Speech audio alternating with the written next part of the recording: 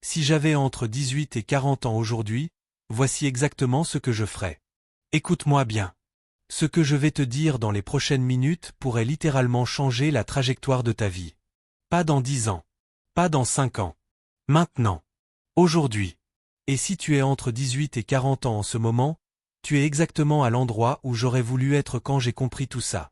Alors reste avec moi, parce qu'on va aller loin ensemble. Tu sais ce qui me rend fou? Ce qui me rend vraiment, profondément fou?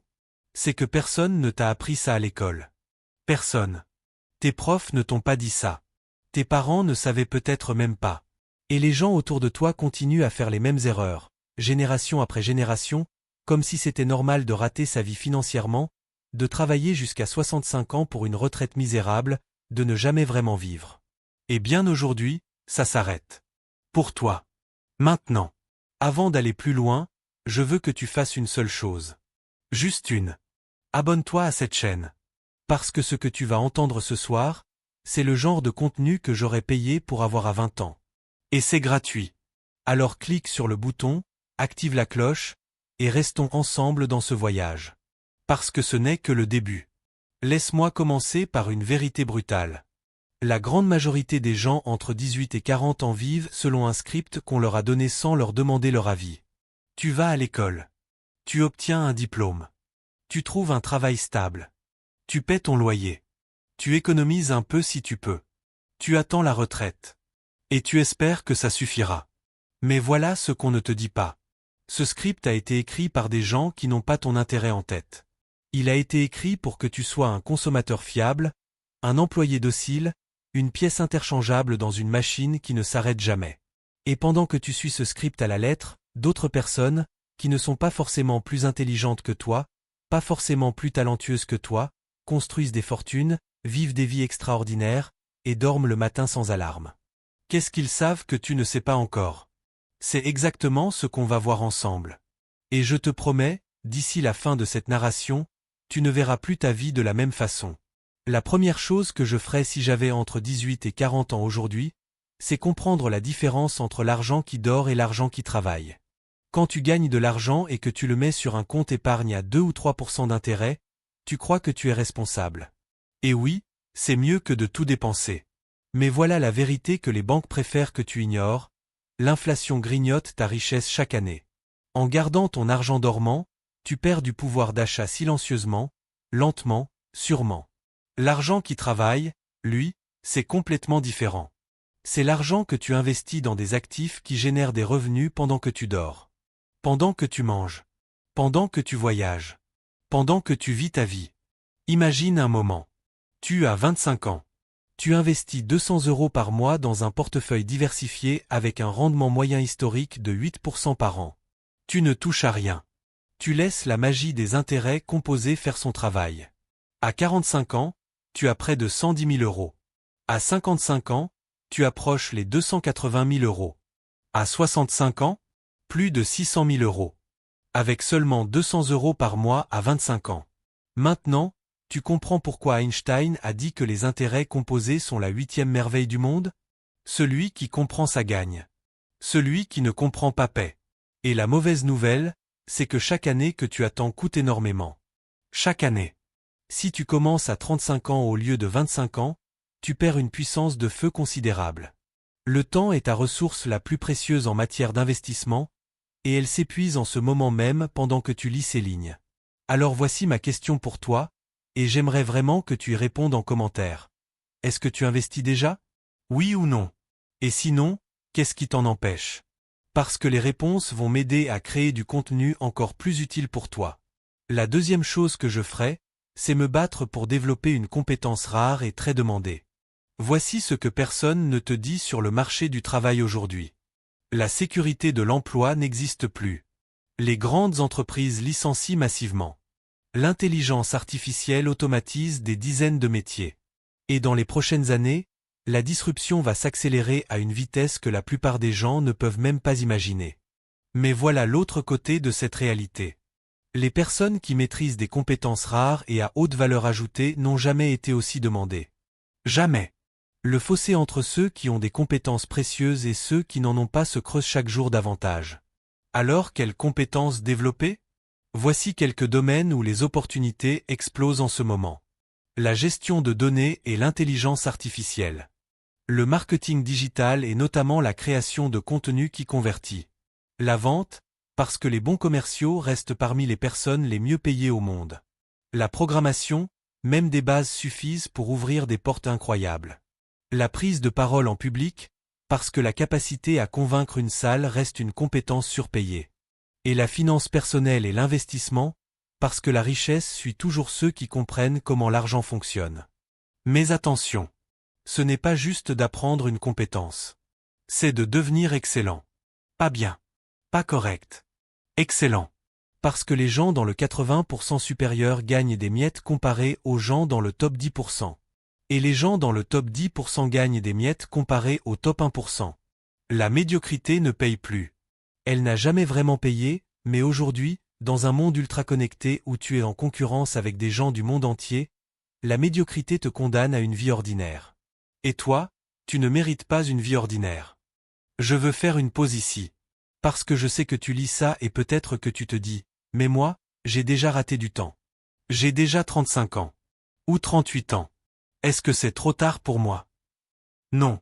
Absolument pas. Et je veux que tu l'entres dans ta tête une bonne fois pour toutes. Charles Darwin a publié L'origine des espèces à 50 ans. Ray Kroc a fondé McDonald's tel qu'on le connaît à 52 ans. Vera Wang a commencé sa carrière dans la mode à 40 ans. Et Colonel Sanders a lancé Kentucky Fried Chicken à 65 ans. La vie ne suit pas un calendrier fixe. Et les 10 meilleures années de ta vie financière peuvent encore être devant toi, peu importe où tu en es aujourd'hui. Ce qui compte, ce n'est pas quand tu commences. C'est si tu commences. Alors continue avec moi. On n'est qu'au début. La troisième chose que je ferai, c'est construire plusieurs sources de revenus. Voici une statistique qui devrait te garder éveillé la nuit. La grande majorité des gens dépendent d'une seule source de revenus. Un seul salaire. Un seul employeur. Un seul fil qui, s'il se coupe, fait tout s'effondrer. Maintenant, regarde les gens vraiment riches. Pas les gens qui font semblant d'être riches avec leurs voitures en leasing et leurs appartements en Airbnb pour les photos Instagram. Les vrais. Les gens qui ont une vraie liberté financière. Ils ont presque tous en commun une chose fondamentale. Plusieurs sources de revenus.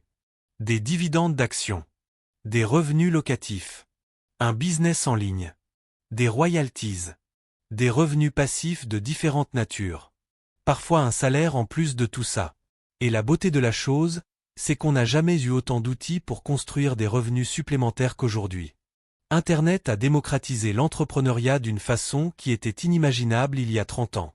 Tu peux vendre tes compétences en freelance le week-end. Tu peux créer un cours en ligne sur quelque chose que tu maîtrises. Tu peux lancer une chaîne YouTube, un podcast, une newsletter. Tu peux acheter des actions qui paient des dividendes. Tu peux créer un produit numérique qui se vend pendant ton sommeil. Tu peux devenir affilié à des produits que tu aimes et recommander à ta communauté. Je ne dis pas que c'est facile. Rien de valable ne l'est. Je dis que c'est possible. Et que c'est nécessaire dans un monde où la sécurité de l'emploi est une illusion de plus en plus fragile. Si tu veux qu'on aille plus loin sur un de ces sujets spécifiques, dis-le-moi en commentaire. Je lis chaque message. Et ça m'aide à savoir quel contenu créer ensuite pour cette communauté. La quatrième chose, et c'est peut-être la plus contre-intuitive, c'est investir massivement dans ton réseau humain. Jim Rohn, le légendaire entrepreneur américain, avait une formule que j'ai mise des années à vraiment comprendre. Tu es la moyenne des 5 personnes que tu fréquentes le plus. 5 personnes. C'est tout. Ton niveau d'ambition, tes croyances sur ce qui est possible, tes habitudes financières, ta santé mentale, ta vision du monde. Tout ça est façonné par les 5 personnes autour de toi. Regarde honnêtement autour de toi en ce moment. Les 5 personnes que tu fréquentes le plus t'élèvent-elles? Ou te tirent-elles vers le bas? Partagent-elles tes ambitions? Ou se moquent-elles de tes rêves? Parce que voici ce que j'ai observé maintes et maintes fois. Les gens qui réussissent ne sont pas nécessairement plus intelligents. Mais ils ont presque tous un entourage qui les pousse vers le haut. Des mentors qui leur montrent le chemin. Des pairs qui les challengent. Des personnes qui voient grand et qui les contaminent avec cette vision. Et à l'inverse, j'ai vu des gens brillants, vraiment brillants, se noyer dans la médiocrité parce qu'ils étaient entourés de personnes qui avaient peur du changement, qui critiquaient l'ambition, qui confondaient sécurité et survie. Alors voici ce que je ferai. J'irai chercher des mentors, même à distance. Les livres sont les mentors les moins chers du monde. Un livre à 20 € peut apporter la sagesse de quelqu'un qui a mis 30 ans à apprendre quelque chose. J'assisterai à des événements, des séminaires, des meet-up dans mon domaine. J'offrirai de la valeur avant de demander quoi que ce soit. Et je cultiverai les relations qui m'élèvent avec soin, avec constance, avec générosité. Ton réseau, c'est ta valeur nette. Pas seulement en termes financiers. En termes d'opportunités, d'informations, d'accès à des portes que tu ne savais même pas qu'elles existaient. La 5e chose, et c'est une des plus importantes, c'est prendre soin de mon corps comme d'un actif stratégique. Je sais. Tu t'attendais peut-être pas à ça dans une narration sur la réussite. Mais écoute-moi.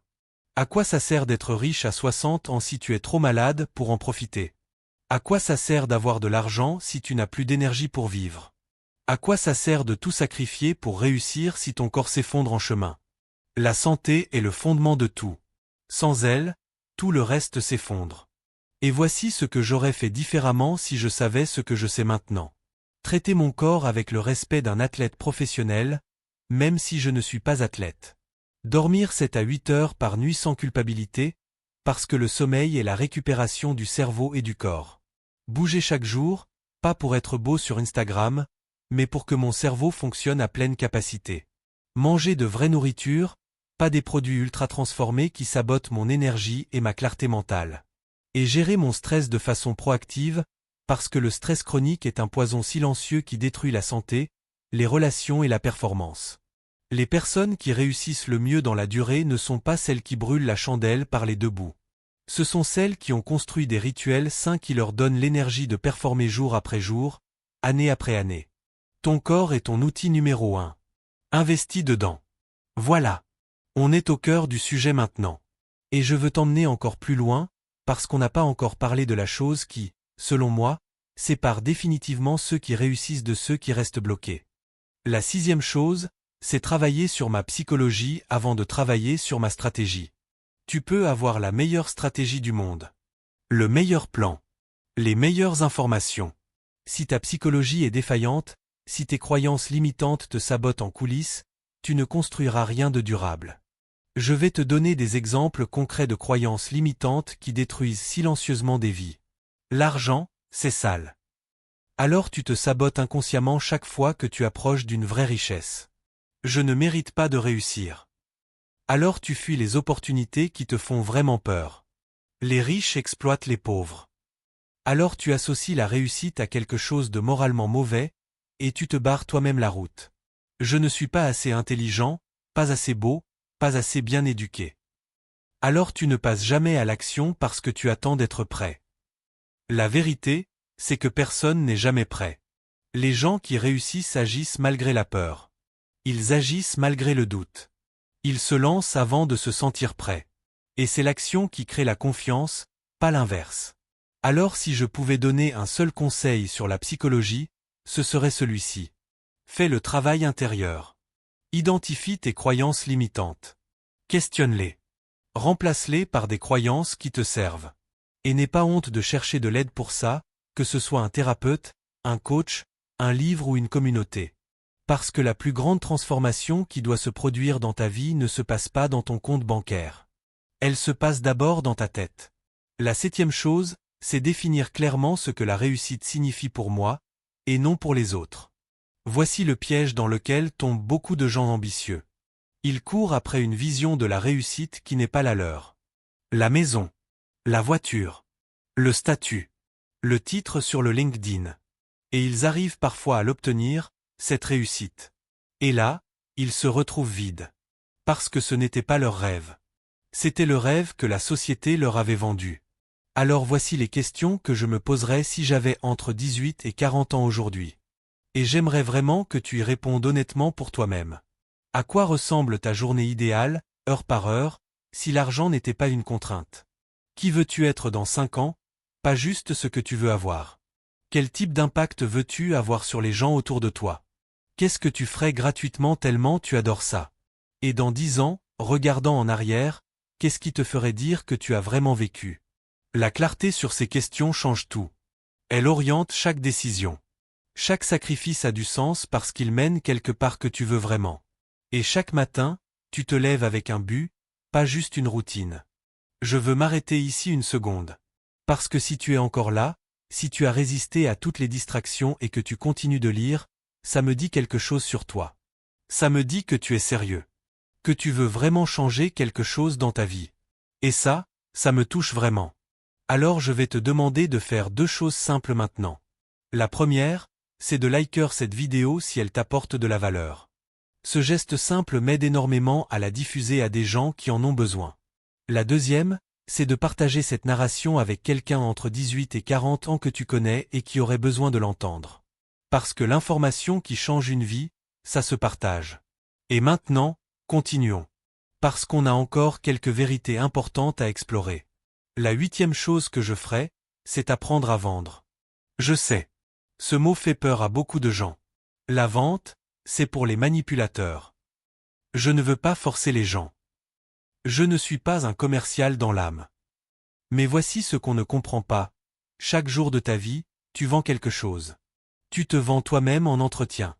Tu vends tes idées en réunion. Tu vends ta vision à tes proches. Tu vends ta proposition dans une négociation. La vente n'est pas une manipulation. La vente, dans son essence la plus pure, c'est l'art de communiquer la valeur de quelque chose à quelqu'un qui en a besoin. Et les gens qui maîtrisent cet art, ils ne chôment jamais. Jamais. Dans n'importe quelle crise économique, n'importe quelle récession, n'importe quelle disruption technologique, les gens qui savent convaincre, qui savent communiquer, qui savent vendre une idée ou un produit ou une vision, ils trouvent toujours leur place. Toujours. Alors apprends à vendre. Lis des livres sur la persuasion, la communication, la psychologie de l'influence. Entraîne-toi. Observe les meilleurs. Et surtout, comprends que vendre avec intégrité, en proposant de la vraie valeur à des gens qui en ont besoin, c'est l'un des actes les plus nobles qui soient. La 9e chose, et c'est crucial, c'est maîtriser le temps comme une ressource non renouvelable. L'argent perdu peut être regagné. La santé perdue peut souvent être recouvrée. Mais le temps perdu? Il ne revient jamais. Jamais. Chaque minute qui passe est une minute que tu ne reverras plus. Et pourtant, combien d'heures passes-tu à scroller sans but sur les réseaux sociaux? Combien de temps devant des séries qui ne t'apportent rien de valable? Combien de conversations qui ne mènent nulle part? Combien d'habitudes qui te volent des heures chaque jour sans que tu t'en rendes compte? Je ne prêche pas le productivisme à outrance. Je ne dis pas de ne jamais se reposer ou de ne jamais s'amuser. Je dis d'être conscient. D'être intentionnel. De choisir où va ton temps plutôt que de le laisser être volé par des algorithmes conçus pour te garder accroché le plus longtemps possible.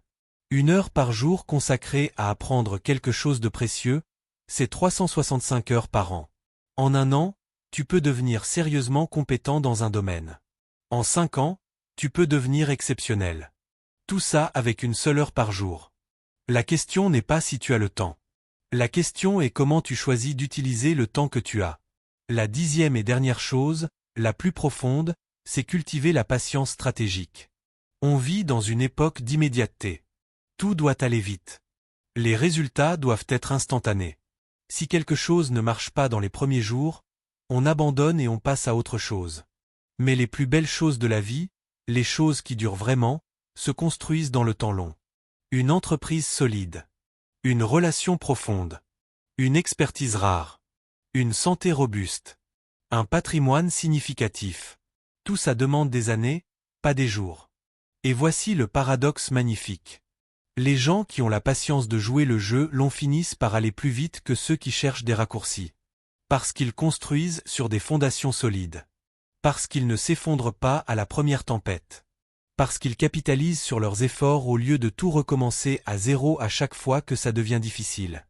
Warren Buffett, l'un des investisseurs les plus riches de l'histoire, a dit quelque chose qui résume tout. La bourse transfère l'argent des impatients vers les patients. Ça vaut pour l'investissement. Ça vaut pour la carrière.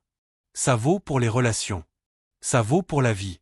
Plante les graines aujourd'hui. Arrose-les avec constance. Et fais confiance au processus, même quand tu ne vois pas encore les premières pousses. Alors voilà.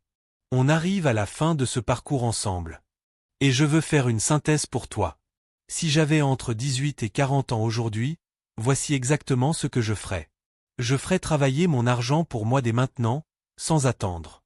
Je développerais une compétence rare et précieuse jusqu'à l'excellence. Je construirais plusieurs sources de revenus pour ne jamais dépendre d'une seule. Je choisirais mon entourage avec le même soin que mes investissements. Je traiterais mon corps comme l'actif stratégique le plus important que j'ai. Je travaillerai sur ma psychologie avant de travailler sur ma stratégie. Je définirai ma propre vision de la réussite, sans la copier des autres. J'apprendrai à vendre, à communiquer, à convaincre avec intégrité. Je deviendrai le maître de mon temps, non son esclave. Et je jouerai le jeu long avec une patience stratégique et une constance absolue. Ce ne sont pas des secrets. Ce ne sont pas des hacks. Ce sont des principes qui ont fait leurs preuves, génération après génération, culture après culture, partout dans le monde. La question, maintenant, c'est « qu'est-ce que toi tu vas en faire ?» Parce que l'information sans action n'a aucune valeur. La connaissance sans application reste dormante. Et tu as maintenant entre les mains tout ce qu'il te faut pour commencer. Pas demain. Pas quand les conditions seront parfaites. Maintenant. Avant de te laisser, je veux te donner un défi concret. D'ici les prochaines 24 heures, prends une seule action. Une seule. Ouvre un compte d'investissement si tu n'en as pas encore. Commande un livre sur un sujet qui peut transformer ta vie. Écris noir sur blanc ta vision de ta vie idéale dans 5 ans. Contacte quelqu'un que tu admires et avec qui tu voudrais apprendre. Ou bloque 1 heure dans ton agenda chaque jour pour travailler sur ton projet. Une action. Une seule.